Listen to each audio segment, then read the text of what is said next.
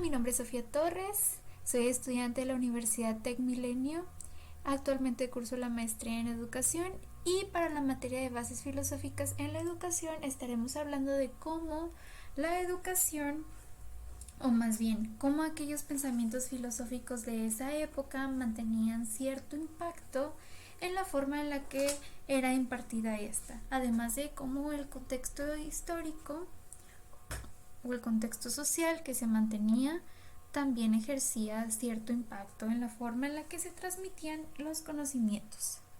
Nos enfocaremos en la época antigua hablando de algunos de los filósofos más ilustres. Mencionaré las características de la educación en esa época, como el rol que tenían los maestros y alumnos, y cómo el pensamiento de esos filósofos impactaba en la educación. El primer filósofo del que hablaremos es Sócrates. En el siglo V a.C. revolucionó la forma de enseñar, atrayendo a personas quienes después se convirtieron en sus discípulos, practicando con ellos un método nuevo de argumentación basado totalmente en el diálogo, del cual también hablaremos más adelante. Él concebía a las personas como unos eternos aprendices, que siempre estaban en constante aprendizaje. Sin embargo, él tenía en mente y él creía que todos tenían el conocimiento dentro de ellos. Solo había que dar cierto empujoncito para que saliera a flote. Él recorría las calles de Atenas interrogando por la verdad de las cosas, pretendiendo poner en evidencia que algunas de las veces las respuestas que se daban no partían del ejercicio de la razón o de la introspección o análisis, sino de la autoridad, de aquellas ideas impuestas por los demás o simplemente por la memoria, divagando en respuestas que terminaban siendo huecas. La forma en la que ayudaba a los discípulos a aflorar las ideas que estos guardaban en su interior para después analizarlas y saber si eran valiosas y merecían detenerse en ellas o si se trataba de falsedades que debían de desechar, era utilizando el método de la mayéutica. Este término proviene de la palabra griega mageuta, partera, que era la profesión de su mamá. Igual que una partera, ayudaba al alumbramiento del conocimiento. Sócrates utilizaba este método para llegar a la verdad e impulsar a los demás a obtener el conocimiento por sí mismos. Platón nació en el año 427 a.C., dentro de una familia de la nobleza.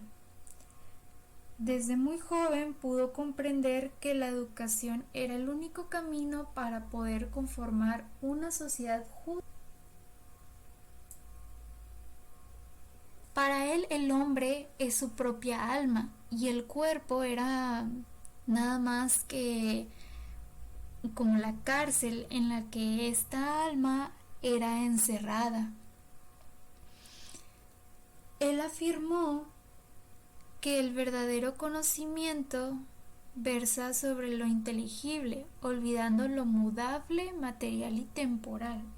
Es decir, Platón estuvo convencido que el conocimiento sí puede alcanzarse, y este debe tener como objetivo lo que es en verdad real, porque lo que es real tiene que ser fijo, permanente e inmutable, y lo real lo consideraba como lo ideal, lo cual se opone al mundo físico. Para él la verdad debía de ser definida por cada hombre, teniendo en cuenta lo que son las cosas. Él tenía claro que nada podría ser dado como cierto o falso, sino que cada quien debía de atribuirle si era verdadero o si era falso.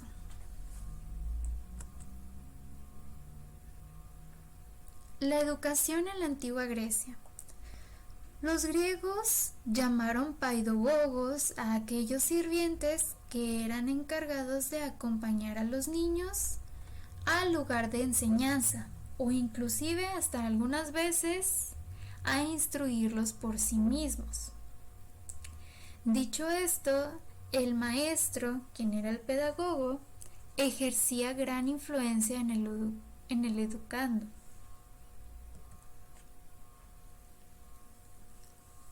Y sin embargo, a pesar de que las características de la educación variaban según las regiones griegas, todos combinaban aquellas materias o aquellos conocimientos intelectuales con la física, además de diferenciarla según las clases sociales. Por ejemplo, los ricos aprendían ciertas cosas y los pobres otras, exceptuando a las mujeres, quienes no recibían educación.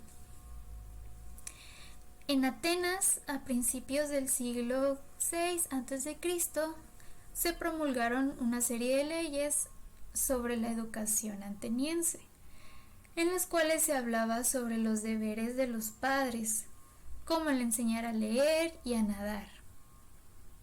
Se establecía también que para los pobres el aprendizaje de un oficio debía de ser el principal objetivo de su educación.